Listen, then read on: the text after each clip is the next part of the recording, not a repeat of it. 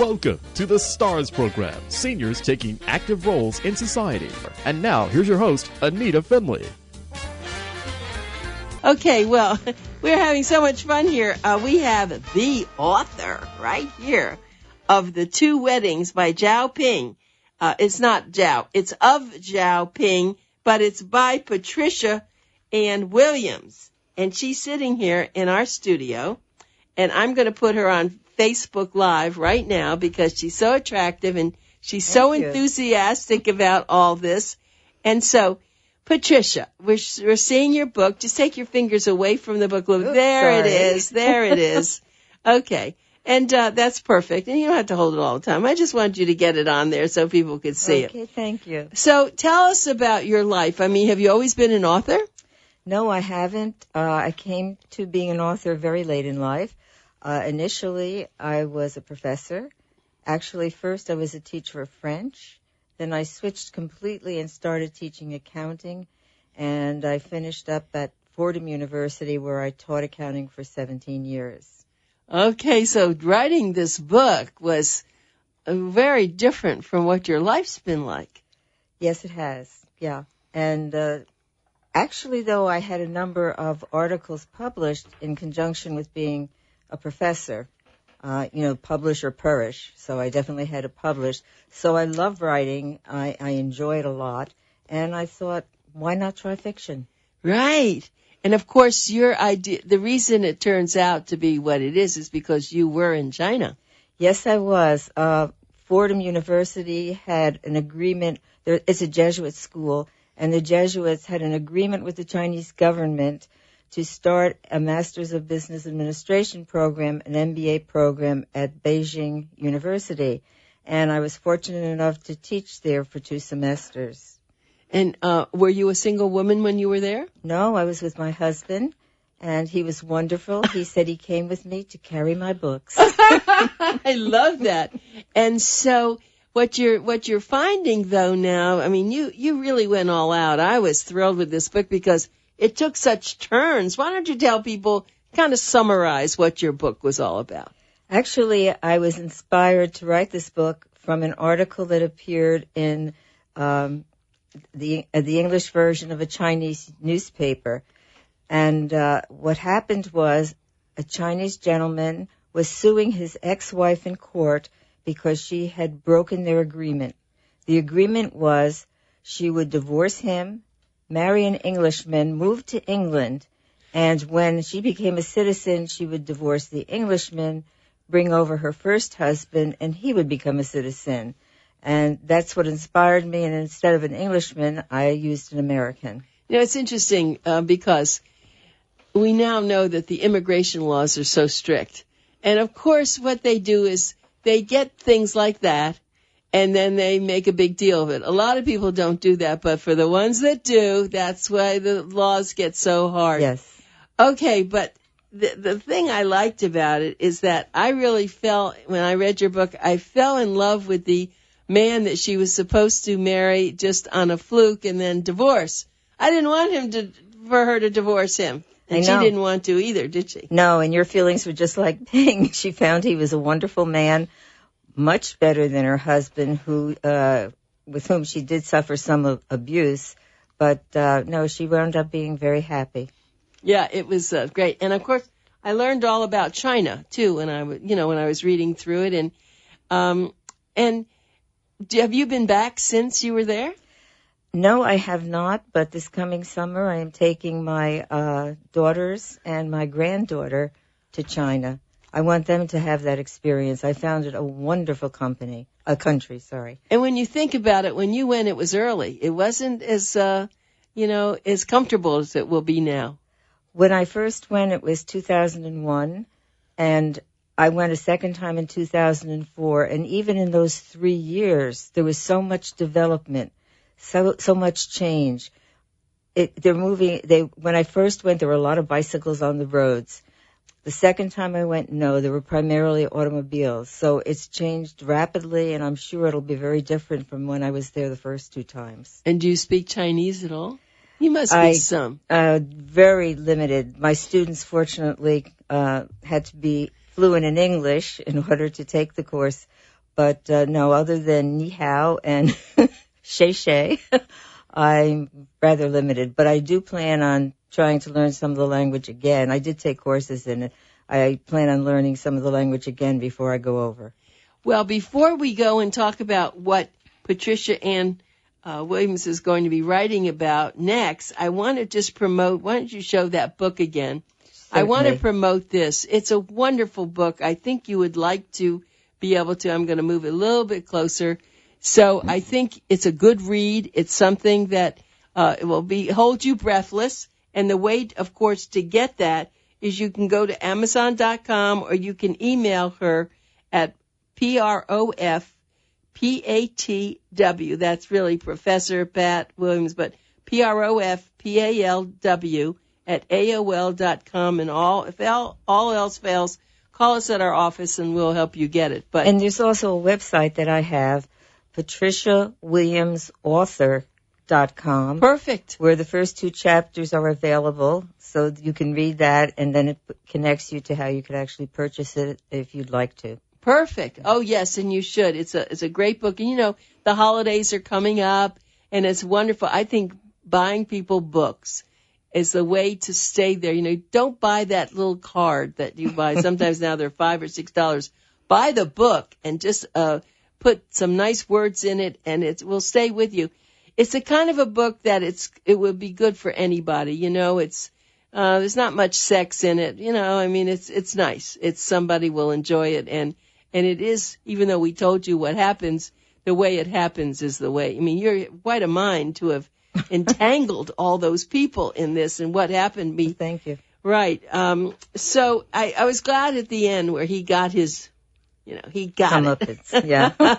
That was very good. So now most people, when they have a character like you have with Ping, who's very interesting, you write a second book and you continue, but you're not doing that. Tell us what your being an author is going to. Now you've really got the juice going, don't you? Yes, I do. And while this one had very little sex in it, my next book has a lot of sex in it. And I think it's a cross. Sex sells. Yeah. It's a cross between 50 Shades of Grey. Oh, I love that. And Les Liaisons Dangereuses, which is Dangerous Liaisons. What happened? It's called E-Vengeance, and it should spell that. E-Vengeance? Like email, e-books. It's E-Vengeance. Really? Because it takes place online. A wife finds out that her husband is contacting women online and sexting with them. Sexting. So what she does is create an online persona, Maggie the cat, and oh my goodness! Corresponds with her husband online, chats with her husband online, unbeknownst to him. He doesn't realize that when he's saying he wants to do all these things to her, it's actually his wife. Oh my! Now that's great. I hope we get to have that as a book of the month again. I have to tell you, that sounds absolutely wonderful. And I'm sure it's happening, isn't it? All the time. Yes. Oh, yes. Yeah. So was there a particular tidbit that made you want to do that? A friend of mine told me she suspected her husband was contacting women online, and she found out actually he was. They're now divorced, but... But did she do what you said? She was thinking about it. No, I just thought, wouldn't it be interesting if she could actually, I even suggested, why don't you go online and try to entrap him? So this was a way of my heroine getting back, vengeance, and thus the title, E-Vengeance. Oh, that's a wonderful name. Oh, I love this. You're a very smart lady. I love the fact that you've taken something else and you've made it into, the fact that you are a professor and you've done other things, and now in your whole new, I would say later years, but I never use that word. Now in your whole new world, you're creating something different, and you can go on and on. Did you know, in fact, I'm going to feature it in the October issue, that John McCain, I'm sorry, I really got that. John McCain. Yeah. His mother's 106. I know. I saw her. She's amazing. I am featuring her because here and in her life, wonderful. She's a twin. Yes. Oh, so you read all about her. Yeah, so I was heard, very excited. Yeah. I didn't know about her before. I hadn't either. And when I saw her on television, I thought, that couldn't be his mother. I mean, she does not look 106. So I have a picture of a cover going on the cover and everything. I'm very excited about this. So I can't wait to get the issue. Right, I know. So that won't be out until October. But you see, but that's kind of you. That's kind of me. In fact, I'm just starting a new business with this. I'm selling the CBD oil, which is the, wonderful hemp oil. I mean, we just keep reinventing ourselves. I know. And I think you have to. I mean, you just don't go home and sit and watch television and eat bonbons anymore. No, we don't. Some people do, but you and I don't do that. And that's great to see that. So now, how far into the book are you? I'm finished it. I'm editing it right now. You're kidding. No, and hopefully it'll be out by the end of the year. So how long does something like this take? Well, Ping actually took me 8 years. From start to finish, because, you never think it's not good enough, and you just want to go through it one more time. And I was fortunate at the time I took I got a certificate, in fiction writing from Stanford University. It was all online, and I sent in chapters of the book to be critiqued. They put me one-on-one with a professor, and she went through it. So I had a lot of wonderful help in finishing up Ping. Yeah. So let's talk about what you just said. So if someone's listening and they want to do that, how do they get in touch with that? They would contact Stanford University, their School of Continuing Education, and it's a very wonderful program. And at the end, we went out there to Stanford and got our degrees or our certificate, and they had I think it's called Literature Night or something, all through San Francisco. And I actually read parts of the book in a bar in San Francisco. This is a fabulous thing that you've come on to tell us. So people will go to Stanford University Continuing Education and then go into writing? Yes, go into writing, and it's their creative writing program, and it's wonderful. Well, so you can go home now. I mean, it's absolutely a wonderful thing for people, because we do have a lot of people who are writing books. You can see for the past 20 years, we've been featuring an author every single month, but there's more happening. Monty Helgott, who is one of our authors, he's written like a James Bond. He's been great. And what he's done, he lives in Boynton Beach, as a matter of fact, in one of the communities, and he's starting a whole writers guild. I'm going to put you together with this. Oh, please do. Yeah, because you should be a part of it. Now, let's see, Denise Maryland is watching.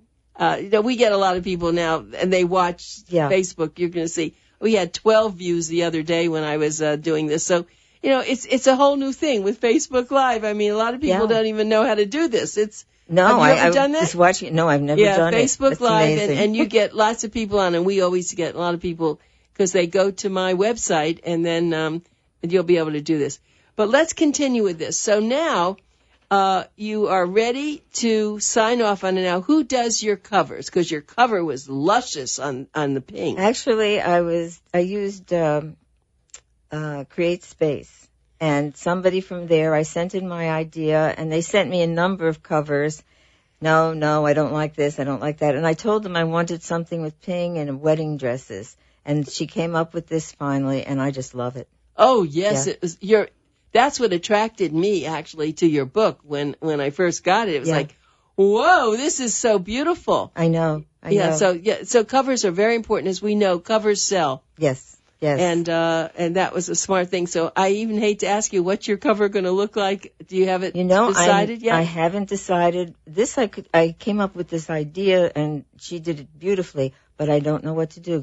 I'm thinking of, I don't know, a computer and a gun, but it has to be more than that. No, it has to be sex. So if you have an idea, yes, that's good. I'll have to put that in. It has to be sex.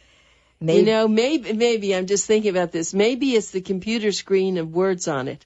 Or something, that someone's going to read those, but then you don't it falls off. You don't continue, but you want to continue. Yes. I mean, that's a good idea. Thought of that, that's a good idea. Yeah, because it's I love the idea of what you're doing. Well, that's special. How do your grandchildren? I'm sure they're adults. How old are they? Well, actually, they're not. They're 7, 11, 12, and 14. You're taking all of them? No, I'm only taking my granddaughter. Oh. I will take my grandsons on another trip, but I just thought this is a woman's trip, so I'm bringing my two daughters and my granddaughter. And your husband's going to stay at home? Yeah, he's so sweet. Yes, he is. He's a wonderful husband. I can tell that. So, all right. So now you're ready to come off with this book. And when someone asks you, what are you doing? You say, you're an author, right? Is this this is your new profession? Yes. It feels good to say I'm an author. Yeah. And do you spend time reading other people's books? I do. In fact, I'm in a writing group, and this group is amazing. We're all about the same age, and we write incredible stories. And it's so wonderful listening to people and critiquing them. And, part of stories is always you can't write without bringing in something of your life. And these people have led incredible lives. And is it hard to critique people and not hurt their feelings? You get used to it. Is there a way to do that? Yes, you should start out saying something positive before you actually, say, well, you should have started this in a different way. I can't get connected to your characters or something like that. But, you give them some positive feedback, and then, and I found it really, really helpful. Harriet Lerman is watching, and this is very interesting. So Harriet is someone whom I do know, and so between our first person, Denise Mariani, and Harriet Lerman, we'll see exactly what they're going to do about this. So give people your website again. PATRICIAWilliamsAuthor.com. That's a great name, isn't it? That's the way so it shows you're really into this. Yeah. So how does your husband feel about having his wife's an author? Do you put him into your books? You really cannot help but put something personal into the books. And, yeah, I do.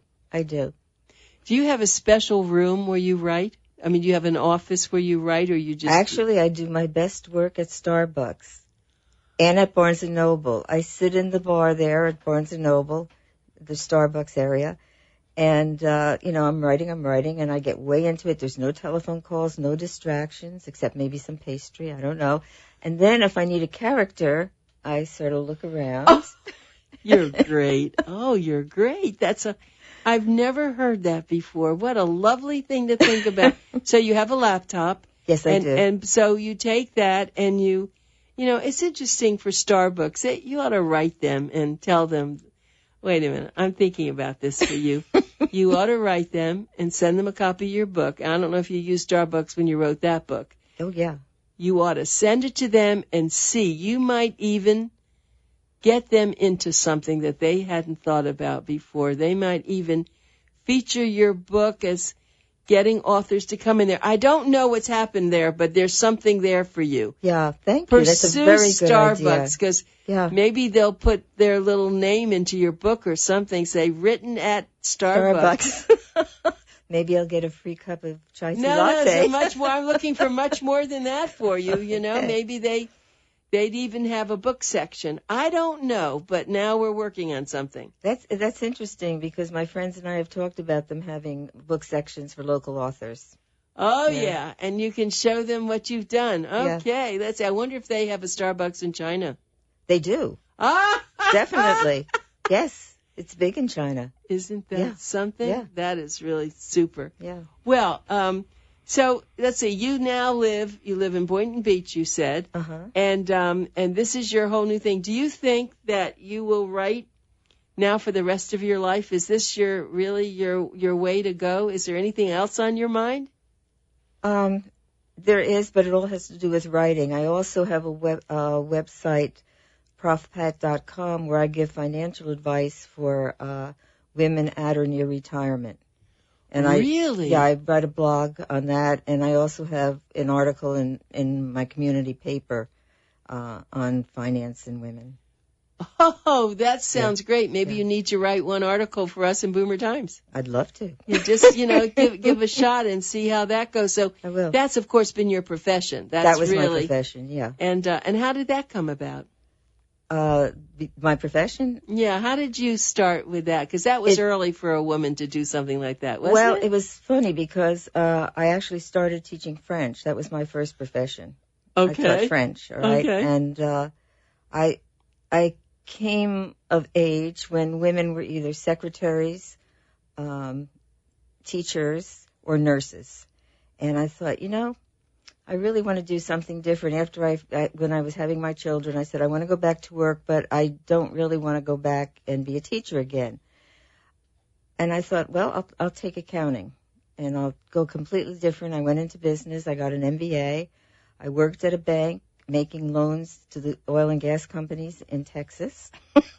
Of all places. And then I said, no, I really like teaching. So then I went and got a doctorate at Boston University in accounting, and I really enjoyed teaching people how to interpret balance sheets, tricks of the trade, all that. It's been exciting for me. Yeah. Well, you're quite a woman. I'd call you a Renaissance woman. Well, that's lovely. And the fact now that you're, I have to also think this Harriet Lerman, if it's the same Harriet I'm thinking, she is a science fiction author. Ah. And I'm pretty sure that's who it is. But I have so many people over the years that I'm not positive if that. So if you're listening, Harriet, let me know that that's really who you are. See, they can also talk to us along this. Oh, that's interesting. Yeah, I don't want. They just respond. Like I've had doctors on, and people ask questions, and then the doctor gets to talk about it. Very good. Something for you to know about, because you can actually, when you're with your friends, yeah, you could do Facebook Live in the meetings. Very good. Yeah, you just go to Facebook. Someone will help you, teach you how to do it. It's not hard. It's just a little complicated, but not too bad. Because it's now everything is out there, isn't it? Yes, yeah. Do you have, so your grandchildren, have you started teaching them how to write little stories? No, but I tried to introduce them to the things I love. For example, I love theater, and I just took my one grandson and my granddaughter to New York to see some plays, and that was the first time they've seen anything on Broadway. So in that way, and I encourage them to try to write and to express their feelings on paper, and that's very good. Enjoy it. Do you go to a lot of the theater here? I go to the WIC, I go to Palm Beach Drama Works, I go to a lot of theater. Well, I go to the Maltz. We have a subscription to the Maltz. And that's far up for you, though. It's in Jupiter. Yeah. But they have, I'm plugging them, they have a trip to England I'm going on September 23rd to the 30th. Oh, with the group? And it's with a group from Maltz, the Maltz Theater, and we're going to see plays. Ah. Every day we see a play, and then we're going to meet with some London film play critics.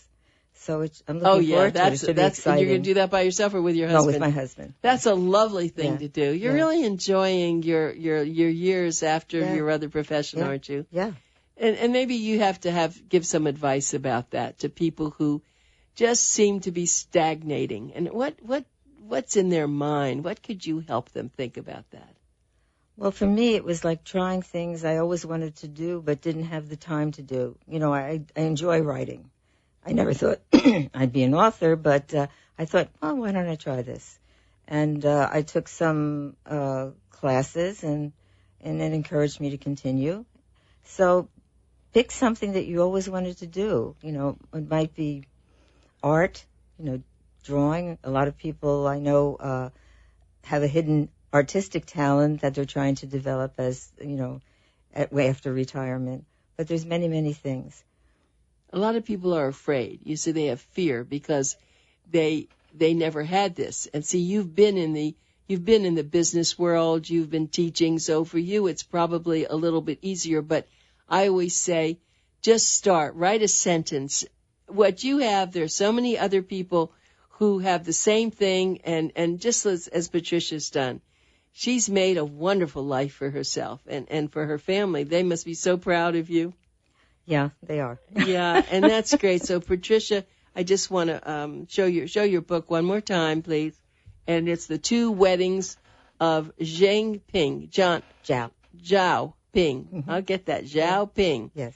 Next time, write something, please. Zhao Ping, but no, of Ping. I can handle Ping that. Is easy. But so you're you're now going to write your next one. It's E-Vengeance. What? E-Vengeance. Yeah, E-Vengeance. Yeah. And it's going to be sexy, and we're going to probably get her back to do that, and maybe we'll get her to write one column for us. And so we have you on our list, Patricia, okay. And we're about to say goodbye, and we thank you so much for coming here to be with us. Thank you very much. It's been very enjoyable.